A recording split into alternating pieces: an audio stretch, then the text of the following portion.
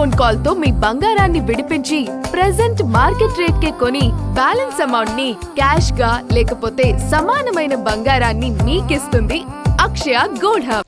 ప్రముఖ టెక్ దిగ్గజం Microsoft stock మార్కెట్లో కొన్ని గంటల్లోనే భారీగా నష్టాన్ని చవిచూసింది. కంపెనీ షేరు విలువ ఒక దశలో 12% కుంగింది. దాంతో ఆ సంస్థ విలువలో $400 బిలియన్ మదుపర్ల సంపద ఆవిరైంది. భారతీయ కరెన్సీలో ఈ మొత్తం 36 లక్షల కోట్ల రూపాయలు. స్టాక్ మార్కెట్ చరిత్రలో ఒక్క రోజులో ఈ స్థాయిలో పతనం కావడం ఇది రెండవది. గతేడాది జనవరిలో చైనాకు చెందిన డీప్సీక్ ఏఐ మోడల్ ప్రవేశంతో చిప్ తయారీ సంస్థ ఎన్విడియా $593 బిలియన్ కోల్పోయింది. 2020 మార్చి తర్వాత మైక్రోసాఫ్ట్ ఈ స్థాయిలో నష్టాలను చవిచూడటం ఇదే తొలిసారి.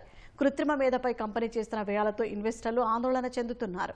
గతేడాది పెట్టిన భారీ పెట్టుబడులకు ఏ మేరకు ప్రతిఫలాలు అందాయో తెలుసుకోవాలని వాటాదారులు భావిస్తున్నారు. మైక్రోసాఫ్ట్ తన క్లౌడ్ ఏఐ విభాగాలపై పెట్టుబడుల్లో 66% పెరుగుదల కనిపించింది.